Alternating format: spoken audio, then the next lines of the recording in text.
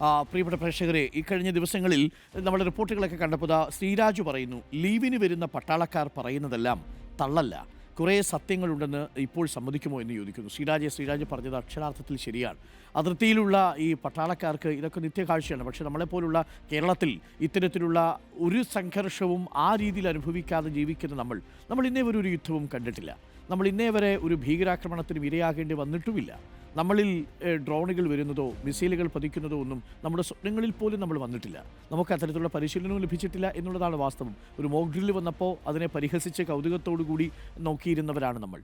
പക്ഷേ കശ്മീരികളുടെയോ ശ്രീനഗറിലെയോ ഒക്കെ അതിർത്തി പോസ്റ്റുകളിൽ, അത് ജയ്സാൽമീറിലും രാജസ്ഥാനിലും പത്താൻകോട്ടിലും പഞ്ചാബിലും ഈവൻ അമൃത്സറിലും ഈ നഗ്രോട്ടയിലും ഒക്കെ ജോലി ചെയ്യുന്ന ഒരുപാട് മിലിറ്ററി പേഴ്സണൽസ് ഉണ്ട്. അവരുടെയൊക്കെ ജീവിതം ഏതു നിമിഷവും മാറി മറിയാവുന്ന അവസ്ഥയിലാണ്. അതുകൊണ്ട് നമ്മുടെ നാട്ടിൽ പണിയെടുത്തുകൊണ്ടിരിക്കുന്ന നമ്മുടെ സൈനികരോട് നമുക്ക് കുറച്ചുകൂടി സ്നേഹവും ആദരവും ഒക്കെ വരാം. കാരണം അവർ അതിർത്തികളിൽ ഉറങ്ങാതിരിക്കുമ്പോഴാണ് നമുക്ക് നാട്ടിൽ കിടന്ന് സുഖമായിട്ട് ഉറങ്ങാൻ പറ്റുന്നത്. ശ്രീരാജ് പറഞ്ഞത് ശരിയാണ്. അതുകൊണ്ട് പലപ്പോഴും നമ്മൾ അവർക്ക് വേണ്ടത്ര പരിഗണന കൊടുക്കുന്നില്ല എന്നുള്ളതാണ് വാസ്തവം.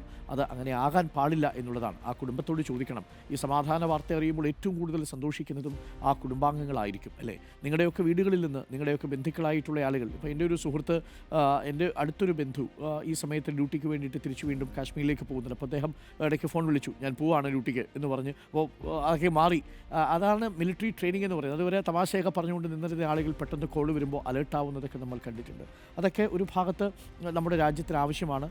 നമ്മുടെ ജീവിതമൊക്കെ അങ്ങനെയാണല്ലോ, സംഘർഷഭരിതമായ ദിനങ്ങളിലൂടെയും ഒക്കെ നമ്മൾ കടന്നു പോകും. പക്ഷേ ഇതും നമ്മൾ മറികടക്കും എന്നേ നമുക്ക് പറയാനുള്ളൂ.